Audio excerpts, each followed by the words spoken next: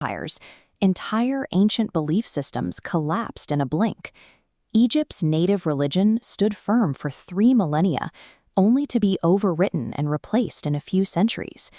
The deeply entrenched polytheism of the Roman Empire faced a similarly rapid fate. In Persia, a 1,000-year-old Zoroastrian faith was effectively dismantled and replaced within 200 years. These religious structures shared a centralized rigidity. When an invading force conquered the capital and deposed the divine king, the entire hierarchy shattered from the top down. The historical math breaks down when applied to the Indian subcontinent.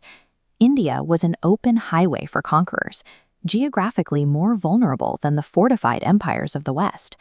Over 1,400 years, the region endured more than 70 massive invasions. Yet 80% of India's population remains Hindu today. Hinduism survived by evolving into a sprawling, highly decentralized network, a system with no single point of failure. This decentralized system has roots in the catastrophic climate collapse of the ancient Indus Valley civilization.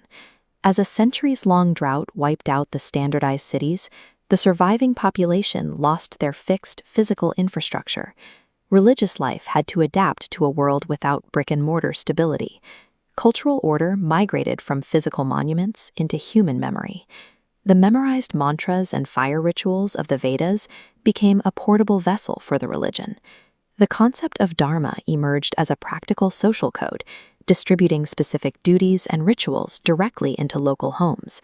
By removing the need for a central high priest or a single divine ruler, the religion became immune to the destruction of physical capitals.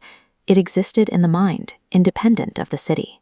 Expansion across a diverse subcontinent brought a new threat, fracturing into thousands of isolated, competing local cults. While other systems prioritized erasing rival gods to maintain order, the Indian system employed an additive logic. The Puranas functioned as an assimilation engine, linking thousands of local deities to a unified macro reality. Local gods locked into a larger grid without losing their regional identity. Hinduism countered the ideological challenge of Buddhism by absorbing it. The Buddha was formally integrated into the pantheon as the 9th avatar of Vishnu. Potential fatal threats were routinely converted into new, stabilized features of the religion's own operating system. The standard invader playbook relied on locating the religious center and destroying the headquarters to trigger a collapse. India bypassed this vulnerability by never centralizing its faith into a single target like a Vatican or a Mecca. The system mapped a highly distributed pilgrimage grid across the physical extremities of the entire subcontinent. Unconquerable geological features, like the jagged peaks of the Himalayas, functioned as the ultimate temples. Endless flowing rivers like the Ganges served as vital religious architecture, rendering traditional siege tactics useless. Because the continent itself became the temple, destroying the religion would require destroying the geography of the earth.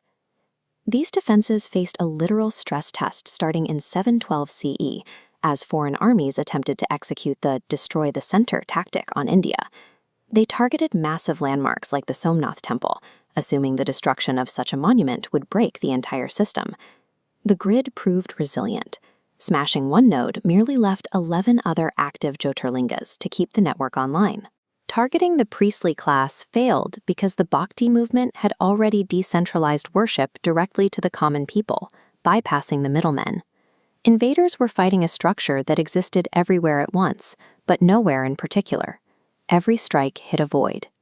To the outside eye, Hinduism's lack of a single founder or unified holy book looks like a weakness. However, this architecture creates a system where severing one section triggers an immediate reconnection among the surrounding nodes. Hinduism remains the last major polytheistic religion on Earth because its centerless architecture made it impossible to erase.